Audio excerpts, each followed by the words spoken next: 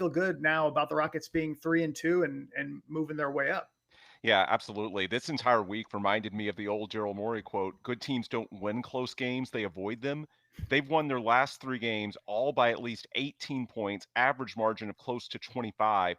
So it's not just that they're winning, it's how they're winning, going out and taking care of business. And let's be clear off the top, they had a rest advantage tonight. One thing they needed to do this week was take advantage of these situations where teams like the Nets and the Celtics were on night 2 of a back-to-back. The Rockets don't actually have that many throughout the season. So these were 2 of, I believe, only 7, which is, I think, tied for the fewest in the NBA. So they won't have too many huge rest advantages throughout the season. They did this week, and they went out and took care of business. And I think, I don't care who you play, when you win 3 straight games by an average margin of more than 20 per game, you're doing a lot right. And to me, what was most fulfilling tonight is that it was a two-way performance. The first 3 quarters of that Yes. game, they gave up just 72 points. And Boston's a team, they try and get to the 3-point edge as much as they can. Through the first 3 quarters, they shot just 10 of 30 from 3. So the Rockets denied the volume, they denied the accuracy. Jabari Smith Jr. was fantastic with 4 blocks. I just think this was a Rockets team that was better on paper, and they went out and took care of business. And one other stat I want to point out: the per quarter stats have not updated yet at NBA.com, but going into tonight, the Rockets were actually third in the NBA in net rating in the third quarter, a ridiculous margin of like plus 28 per game in net rating. I don't think that's going to be hurt tonight because they were up, I think, 16 or 18 at the half, and they were up, I believe, 25 at the end of the third quarter. And this is what good teams do. Like, they don't let an outman team or a fatigue team, whatever the case may be, hang around. The Rockets took care of business out of the half, and they were able to play the end of the bench in the fourth quarter because of it. So I thought this was just a very workmanlike, professional win. It helps when shots go in. Look, Reed Sheppard made 4 of 5 threes. Tari Eason made 4 of 6. Josh Okogie made 3 of 5. If your role players are putting in threes at that extent, you're going to have a good night pretty much no matter who you play. But I just think the Rockets going out and taking care of business the way they did. By the way, that third quarter stat, the 2 teams ahead of the Rockets going into tonight, I mentioned they were plus 28. Somehow 2 teams were slightly better. It's the Nuggets and the Warriors. The Warriors, for years, we talked about how dominant they are in the third quarters. The Nuggets, I think, have a lot of similarities in that both of these teams are very veteran laden. They're good at adjusting midway through a game. They sort of feel their way through the first couple of quarters, and then you know, they know that putting away weaker opponents early is what good teams do. That's what the Rockets did tonight, and I feel really good about this one. Yeah, this looked like a really good team. I think we talked about the offense coming into this game. Rockets #1 in the league in offensive rating. It's been 4 games, so you have to take that with a grain of salt. But at the same time, it's very, very encouraging sign. And tonight they come in, and the defense has been kind of slipping, falling to 19th on the year in defensive rating. Tonight, as you said, this was on both ends of the floor. Rockets really play well. We'll kind of dissect both ends of it there, but 19 of 29 from 3-point range. Rockets now #1 in the league. Again, it's early in 3-point shooting. I think there were people out there that predicted the Rockets would struggle from 3 this year. Hasn't happened so far. Jabari's been good. Sengun has added that element to his game, although I think tonight he's just 1 for 3. Same with Jabari. But KD's now starting to come around. Reed Sheppard tonight hit 4 triples, as you pointed out. Rockets just on both ends of the floor were great. And it started with Kevin Durant tonight. He hit 7 of 8 to start the game. And just it felt like a wave had hit Boston. And Rockets defensively, as you pointed out, were really good. I mean, Boston is a team that isn't super efficient from 3-point range, but they are #1 in volume. They shoot the most threes in the league. And Rockets contained them. I believe tonight they were 14 of 44 from 3-point range, just 31.8%. And 14 of those attempts came in the fourth quarter when it was basically garbage time. And Jordan Wall hit a couple of threes at the end of the game that nobody cares about. Yeah, absolutely. And matter of fact, I put together a few clips tonight just of the defense. I was really impressed. And you mentioned Jabari. We're going to talk about Jabari as well in this game. But here he just shut down Jaylen Brown drive, forced him to pick up his dribble, forced him into a turnover. This block was something else. I mean, Yeah. and of course it helped with Hollins and Ackerman with their reactions, but leading to the immense slam off the Sengun feed. This defense here, look at the perimeter defense, the way the Rockets contain these guys. They break it eventually, and Sengun comes over for a weak side block. like really impressive defensively there as well. Just the defense tonight, like I said, was very encouraging. Another block here from Jabari, 4 blocks from Jabari Smith Jr. tonight. Defensively, the Rockets just had it going on, and it was a blowout. It was never close. We're going to see some better tests, but these are getting better. The last 3 games, Rockets now on a 3-game win streak. And I think the rim protection of Jabari is so important with this new look starting lineup because we mentioned the concept of attacking the weak link in the chain. Well, they haven't started the double big in any of these 3 consecutive wins. And I think tonight that was especially important because if you start the double big, that's going to be something that Joe Mazzulla and the Celtics will target. Knowing it's night 2 of a back-to-back, they will just try and spam you with as many threes as possible and hope that it's a night that they're hitting. We saw in that win over the Cavs the other night, they hit 21 of 57. So the Rockets couldn't afford, as much as I love Steven Adams, to go double big tonight and risk this being a night where the Celtics catch fire and before you know it, things sort of spiral in a good way for them. So they had to go with Josh Okogie in the starting 5. And to Josh's credit, look, he made 3 of 5 threes. Josh shot 35% on threes last season. And I said basically all summer, ever since the Rockets signed him, if that is sustainable, if he is a 35% plus or better shooter from 3, he's going to play way more than people think because that perimeter defense is just so valuable.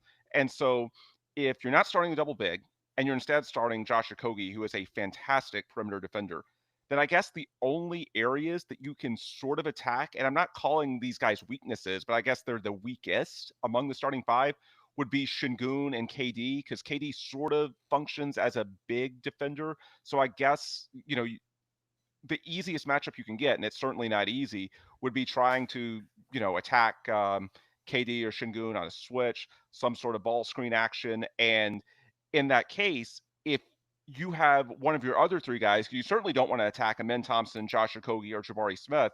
And so if one or more of those other 3 guys, which Jabari certainly is, and Ime can as well, if they're capable of defending the rim, I don't know what you're supposed to do because Yeah. the best thing a team like the Celtics could get going for, then maybe you pull Sengun or KD away from the basket and try to get a 3 or beat them off the dribble and, make that dribble penetration issue rear its ugly head again. I mean, if Jabari is capable of rotating over and protecting the rim the way he did tonight, then that starting 5 with Okogie as your ace defender on the wing, I don't know what you can do. I mean, Amin Thompson's capable of being a rim protector as well if he needs to slide over. It's just Yeah. I don't know what the Celtics could have done. To me, that was a really encouraging defensive performance. And then the macro look, this team entered tonight ranked 1st in offense and 19th in defense. We figured there was some small sample size theater to it. It's not what Ime Udoka will put up with for that long. Right. The stats have not updated, but they're going to be higher than 19th after tonight. I promise you that. Yeah, no question. And it's funny, Bruh Lee in the live chat had asked, this question, and it's actually in my notes. Is he says, does Okogie deserve to start even after DFS gets back? My point, or what I noted down, wasn't does he deserve to start, is he feels like a permanent rotation fixture. He has played his way into Ime Udoka's rotation. He earned his trust right away. We saw that in the preseason and right out of the gate in the season. I don't know who is going to lose time. Maybe some of Reed, maybe somebody else. I don't know. But I don't think Okogie's going to be sitting and watching. I think he's become an important player for him. Now, DFS is really good. We'll see what ends up happening. But Josh Okogie has made it difficult as for opposing players. He's a really good on-ball point of attack defender. And he's knocking down threes. What did he end up hitting tonight? 3 for 5. 3 of 5. Yeah. And I was just like, wow, they were Sengun finding him, Amen finding him, KD. Tonight was like an Okogie night for me. Like, I think there was a vision of like, he's going to play even after DFS gets back. I don't know about start, but I think he's going to keep playing. Yeah. And I think it makes so much sense for him to start at least until DFS gets back. Now, even when DFS gets back, I don't know if he's going to be 100% right away, but I just think that Okogie gives you the highest floor. Like the other options that you have right now, I don't think they want to start Tari Eason, and let's give Tari his flowers. He's been really, really good this week. I think it's clear that they like his spark coming off the bench, and he can plug multiple holes. If somebody gets in early foul trouble, then that's a starting level player you can put in. And so your other 2 options are either Steven Adams and going double big or Reed Sheppard. And going with more floor spacing, more ball handling. But in both of those, there's a trade-off. You might have more shooting, you might have more rebounding, but how's the defense going to hold up? Josh Okogie gives you a really high floor. And when you have a big four, we talked about this during the game, Dave. They're making a point that it's not a big three, it's a big four with as There we well as go. Jabari has played this week. Yeah. And if you already have the four, then it's important at the other spot to have a really high floor. And that doesn't mean that Steven or Reed that they're not going to play, but when you bring them off the bench, it's easier to limit the minutes if it's a bad matchup. Whoever you start is going to have a very high floor of minutes, especially alongside those other four starters that are entrenched. And so I think Josh Okogie, if he is shooting threes at a passable level, it's almost impossible for him to give you negative minutes. Like worst case, he's going to be pretty good. And if he makes threes the way he did tonight, he's going to be very good. And so because of that, yeah, for the foreseeable future, and really even when DFS comes back, I think the goal is going to be having him in peak form by the playoffs. So I would guess they want him to start off the bench just to sort of ease his way back in from a minutes total. So yeah, I could see, you know, I doubt Ime Udoka is going to say he has an entrenched starting five. They'll say what they've been saying, that it's matchup dependent. They could change, but I think as long as Josh Okogie is shooting 35% plus from three, and right now he's way above that, it's going to be hard to take him out of the lineup when you consider how good the other four starters are. Yeah, and you kind of mentioned what I wanted to talk about next because I jotted this down too. Jabari was good enough tonight. You look at the box, and there's impressive things in it, but it's not like this overwhelming thing. But I kind of feel like the way that Jabari is impacting the game is that this is kind of becoming a big four. I don't want to jump way ahead of it, but it feels that way. I mean, he even got pulled and kind of rested when they, before Sengun and Ime. Now Sengun and Ime were kind of cranking up the numbers, and they were going for a triple double. Both of them were quite close tonight. I think Sengun was 1 assist shy, Yeah. and Ime was 2 assists and a rebound shy of a triple double. By the way, it's crazy how even on a team with Kevin Durant, it feels like opposing defenses are treating Alperen Sengun like he's the top guy on the scouting report. Like at least in this 3-game winning streak, it feels like every team has come out trying to limit him as a scorer. And he's just sort of been like, okay, then let's get the other guys better shots, and they've made those. So kudos to Alpi. He's not forcing the issue. If he's drawing multiple defenders and other guys are getting open shots and making them, I mean, that's the sign of a mature star level player. He doesn't need to get stats, at least in this case, scoring stats for the sake of his own vanity. No, if his teammates are getting good shots and the team is winning, that's all that matters. Yeah, Sengun was really good tonight finding the open guy. Yep. He did have some turnovers, 4, I guess, but 9 assists. And he was very inefficient, not effective scoring tonight. It's funny you mentioned that because I do see some of what you're saying. There are times where the defenders, the opposing team doubles Sengun away from the basket, leaving somebody like KD or whatever. But my point is tonight, Sengun was really good finding the open guy. There was that stretch, I think late third, might have been early fourth, where they put him in without KD and he just rattled off 3 assists, I think on 3 straight possessions. It was very much a point Sengun, not Shenhub type of moment. He was very, very effective there.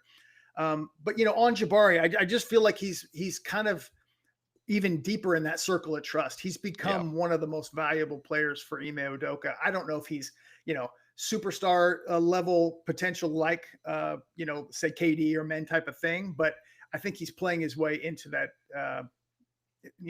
very top players for the Rockets. Yeah, absolutely. I think he is in that innermost circle of trust. And even last year, it felt like there were games, and shoot, in the playoffs, he averaged, I think, about 20 minutes per game. So there was a question of just how much Ime trusted him. I think it's pretty clear that, and Ime said all off season that he had seen really good things from Jabari. And I think the leash that he's gotten to start this year, Jabari has started to see the ball go through the bucket a little bit more the last couple of games. But even when he wasn't scoring at a high level, he was still playing a ton of minutes. And I think that speaks to, well, first, the defense that he provides, but also the trust that he has accrued in Ime Udoka, that even if he's not shooting the ball well, and, the one question you can have with this team, the 2 games they lost, I know they were the good teams, but there was this theme of can they execute in the half court late in a close game against a good defense? They don't have a traditional point guard. And I think it's noteworthy that in both of those games, Jabari hit a huge three when it looked like the Rockets were done in, I think it Mhm. was the first overtime in Oklahoma City, and then late Mhm. in the Pistons game as well when they were down 5 with, I think, 2 minutes to go, and he brought him back within a possession. So Jabari's hit some big shots late in games when it felt like the Rockets were on the ropes. And so the fact that he did that on top of all of his other gifts as a defender, as a team player, I think you're right. That's putting him in that innermost circle of trust. I don't know if he's Paolo Banchero or Chet Holmgren in terms of other top 3 picks from that same 22 draft class, but he's on track to be a really good player. And at the end of the day, that's all that really matters. Yeah, I mean, it's funny you mentioned that. It's one of the things I really loved about Jabari at Auburn and really liked for the Rockets is I kind of envisioned him being that big shot maker. There was a play, another tonight. We've only seen it a few times this year, but we're seeing it more. There was a play with Sengun out, and Jabari kind of becomes the Sengun in a way of like being the post presence and players playing around him. And I think it was KD kind of trying to find him, quick pass to Adams over to the right. Adams dumped it into Jabari. He turns around, fires from 10, 11 feet. It's a clip I posted on Twitter. We're seeing more of that. And that's what I want to see out of Jabari is kind of the go-to scorer, not the number one or the number two for this team necessarily, but having that ability when some of those guys do sit out. So love what I'm seeing from Jabari early And on. All of these guys, Sengun, Jabari, man, all have really improved. Go ahead. yeah, and I was just going to point out Amen. He made 6 of 12 shots tonight and had, 17 points, 9 rebounds, 8 assists, and 50% shooting. The plus minus has been there all season long Outrageous. for Amen in terms of how he's impacted each game. But from Plus an efficiency 27. standpoint, he hadn't delivered. Tonight he did, and he also made at least 1 3. Did he make a second? I Yeah. think he made a second. I Yeah. think he only shot one is what the box shows, but Oh, okay. I thought he he hit a might have second for taken a some reason. No, you're right. 1 of 1. But his first of the year, by the way, yeah. too. But yeah, he finally got the results. And sometimes, even if the plus minus is there, you need to have a 50% plus shooting night to feel good about yourself, especially when, the big concern that people have about you on the scouting report is, can you shoot well enough? Well, this was a reminder that yes, he can finish. And yes, if he's wide open from the corner, he can shoot and knock down that shot. Yeah, Tari, as you mentioned, hit 4 threes, 4 of 6. And then I got to play the clip, just a couple of these, but Reed Sheppard tonight was Oh 4 yeah. for 4, ended up going 4 for 5, but hit his first 4 triples. Looking a little bit Matt Maloney-ish out there, finding the open space, catch and shoot, quick fire. I that was a nice night for Reed Sheppard. Granted, it wasn't necessarily like he changed the game or anything, but he really knocked him down Yeah. tonight. And I mean, it's exactly what we were saying on the post game following the Toronto one, where he shot 2 of 7. If he makes 4 of 7, and tonight he made 4 or 5, it's an entirely different conversation. Whatever issues there are with his size and defensive mobility and propensity for fouls, if he's knocking down threes and the scouting report out of Kentucky suggests that he should, this was a guy going into the 24 draft that was billed as a generational level shooting prospect.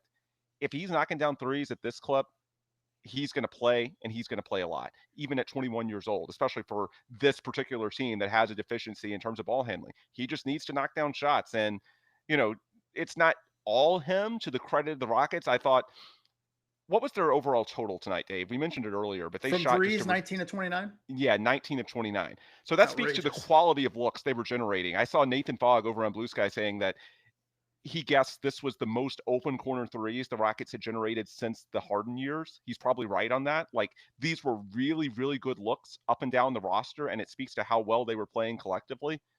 But yeah, like Reed's had, I mentioned several in the Toronto game they didn't hit. Tonight he did. Good for him. If he shoots like that, he's going to be fine. And the Rockets as a team, with how good they are defensively at every other spot, are going to have enough to easily sustain it. Yeah, and I will say, as a small little thing, I'll just throw out there to cause trouble. If you are pursuing Derek White down the line, which they love him, he's the very high price tag, so I can't see it happening. Certainly didn't hurt that Reed played well. Everybody played exceptionally well for the Rockets. So on a showcase level, all of that was really good tonight. But I came away so encouraged from this game because I did expect this to be a little bit closer. I expected Boston to play well. Boston had just beaten Philly in a close one. They had won 3 straight after a really rough start. They don't have Porzingis. They don't have Horford anymore. Jason Tatum's out. It's not the same Boston Celtics team, but you have Jaylen Brown. Pritchard has played very well. it's a better test. There will be tougher tests, but this was a good win for the Rockets to get on the road and to knock out both of these games. Now you come back home for Dallas, I believe, and then without Anthony Davis. Okay, that's right. Anthony Davis Cap is out. strain. He's already been ruled out. Yep. And then I think it's Memphis, and John Morant will be coming back from a 1-game suspension, I believe, for that game. But those are just the warm-ups for what we're really excited about, and that's on November 7th, Rockets versus Spurs, the first NBA Cup game, I believe, for the Rockets. Yeah. I can't wait for that game.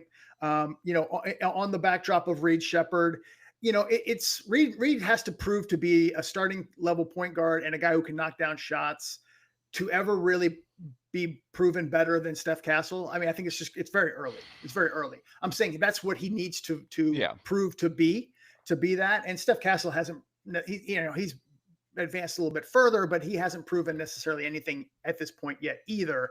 But, it's a great test on so many levels. This is going to become a huge rivalry. I mean, it always was in the past, right? The old David Robinson, Akeem days. But now I think it's going to be serious. For the sure. Wemby thing in Houston, and of course everything. The whole Sohan and Jeremy Sohan. What he said about Houston. I think this is going to be a great game. I'm really looking forward to that one. Not to jump ahead, but Emirates NBA Cup 2025 fever. Everybody has it. Come on, Dave. Yeah, I'm still not. I mean, I'm enjoying the hype around it, but I'm still not into this. Like, okay, you win the cup. It's cool. What does it necessarily mean if you don't win the NBA Finals? I will say, I think that's a Amazon exclusive game. So unfortunately, we won't have Craig, Ryan, and Vanessa. I could be wrong on that, but I'm pretty sure it's Amazon exclusive. So that'll be a little bit of a downer. A couple other things I wanted to address from the chat before we wrap up. Totally agree with you on the Spurs being a huge early season litmus test. Not much else to say beyond that until we actually see them, roll the ball out next Friday night. A couple of questions about roster scenarios moving forward. Someone was asking about the Fred VanVleet injury exception. So if they do get the injury exception, it doesn't mean anything in terms of his availability to return. All it means is that an NBA designated physician says it's more likely than not that he'll still be out when the season ends at its latest point, meaning when the NBA Finals end next June. It doesn't mean he can't come back. It just means that more likely than not, the average player would not make it back from his injury by that time. And I think that's reasonable. The average ACL return in the NBA is between 9 and 10 months, and that would take you into, next July. So I think it's pretty clear that the Rockets will get that injury exception. And no, the money, to answer the questions on the screen now, it would not go back to Tillman Fertitta because they're not actually getting the money. It's like a trade exception that they have the ability to use. However, they can't right now because it doesn't move them off of the first apron. When they used the non-taxpayer mid-level to sign Dorian Finney-Smith, they became hard capped at the first apron. And even if you get the injury exception, it doesn't make you not hard capped. So from that standpoint, it doesn't really help them. However, where it could be beneficial down the line, if they are able to shed salary, they can use the injured exception, not just to sign someone, but to trade for someone. And where that's really helpful is if someone's trying to offload a salary, let's say a nice, $8 to $10 million player on a team that's going nowhere. And so if they can save a few bucks, they might as well. Maybe the Rockets can toss in, cover your ears, David Weiner, but a second round pick or two. The Rockets wouldn't be able to take in that player now, but you wouldn't necessarily have to give them, say, Clint Capella, Aaron Holiday, Jayshawn Tate, Jeff Green, some combination of those guys. You could actually send them to some other team.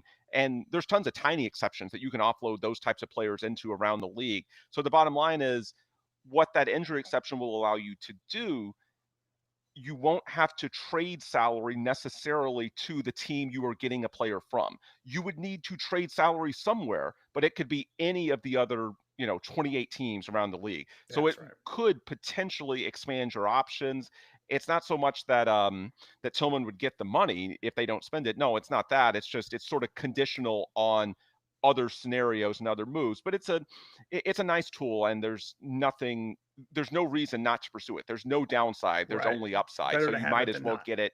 And if you're Rafael Stone, just have it in your back pocket just in case as we get, beyond December 15th and into the start of NBA trade season, when guys who sign new contracts in the offseason can become trade eligible.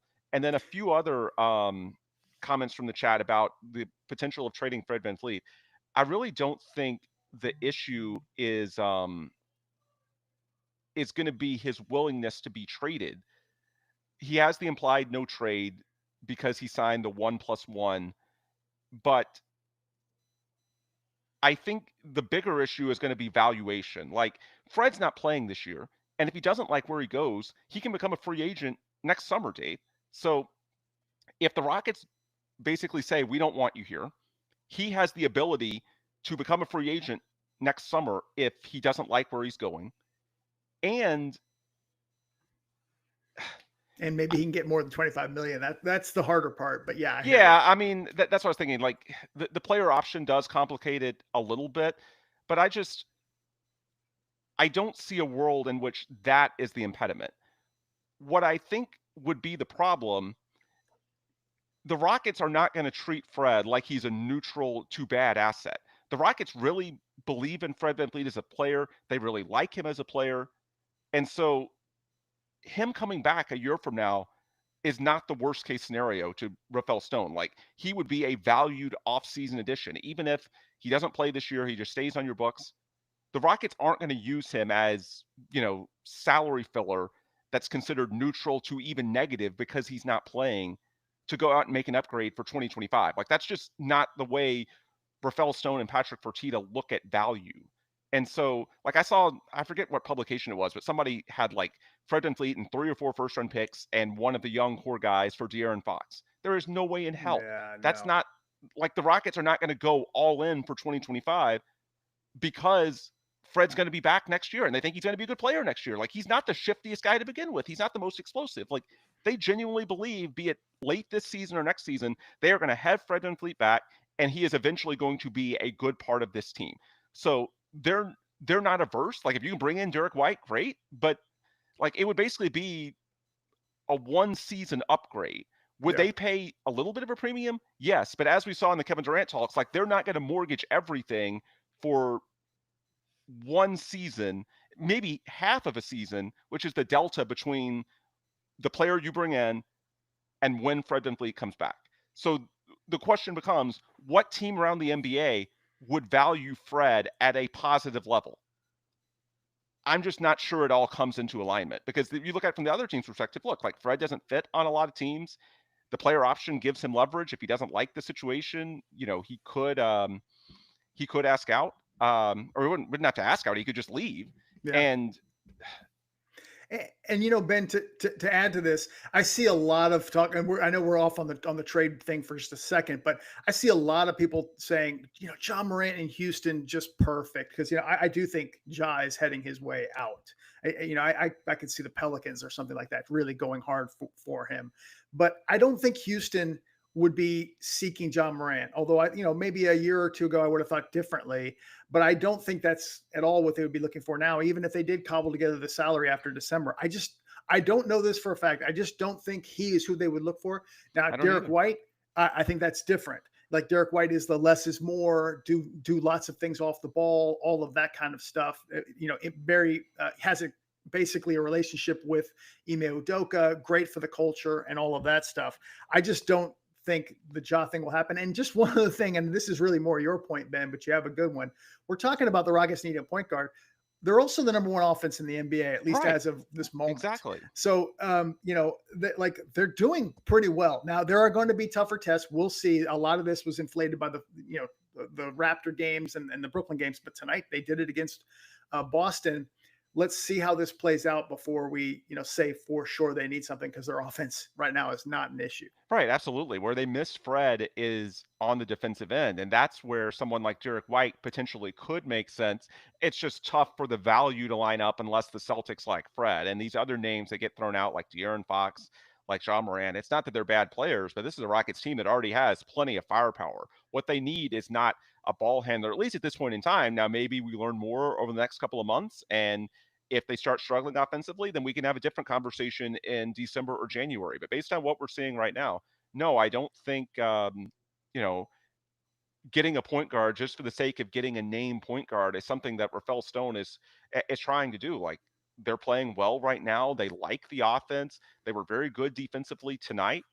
I think the ideal is just to run with the status quo and welcome Fred back, ideally by the end of this season, worst case in the offseason. He wants to be here. The Rockets value him. And so that to me is it would be the difficulty in getting a Fred deal done. I mean, I still think that in a world where if the Rockets wanted to move him, he has the flexibility to become a free agent. I think there's a deal that could get done. And he's someone where, even if the player option becomes a factor, I mean, he could easily leverage a buyout in that final year, basically a 1 year expiring. Guys in Fred's situation get buyouts all the time and can get to a contender of his choice midway through the year. Like, I just don't see Fred's willingness to be traded as the big problem here. I think it's more, is a deal going to make sense to where the value would line up for the Rockets to think it's worthwhile? And then these trade hypotheticals that are going out right now with the Rockets basically using Fred as just like a trade exception. No, the Rockets still like Fred VanVleet, the player. You can disagree with them if, more power to you, but they really like it. Yeah. And Bradley says Drew Holiday would be perfect. Yeah, I mean, yeah, he would. He's also doing really well for Portland, and Portland's looking quite good at the moment as well. They're kind of like the Spurs are quite the surprise team. I'll just throw out there that if you did get Derek White, it would certainly be one more wrinkle to add to a Rockets Spurs rivalry. If you brought him here, True. It would be kind of fun as well. But man, great win tonight. Absolutely took care of business in Boston. Ben, appreciate you doing this. Anything you want to say before we wrap up tonight? 3 more outs, Blue Jays, please. Yes, to address I'm the elephant in the room, I am watching, but I chose to record live tonight. You know why? Because we recorded live during Game 7 of the Blue Jays Seattle series when Springer hit the 3-run home run. So for the sake of vibes, he's up again. Let's hope we can get one more big win for the Blue Jays to eliminate all of the Astros' hated rivals. Absolutely. We're all Canadians tonight. Let's go, Blue Jays. Thanks, everybody. Rockets get a big win tonight. We will see y'all Monday after the Rockets take on Cooper Flagg and the Dallas Mavericks. Have a great night, everybody.